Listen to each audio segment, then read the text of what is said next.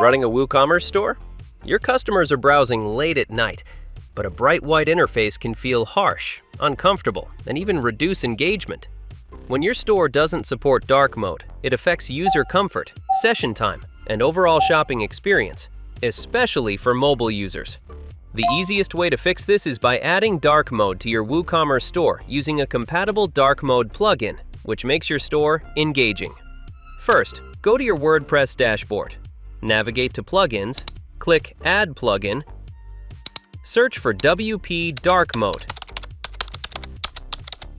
then install and activate it.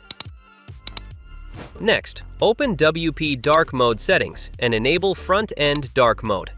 This automatically applies dark mode styling across your WooCommerce store, including product pages, cart, and checkout. Now customize how it looks. Choose a switch style.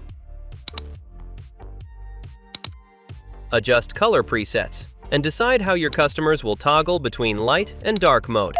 That's it! Your WooCommerce store is now ready with a modern dark mode experience. Upgrade to WP Dark Mode Ultimate for advanced customization and take your store design to the next level.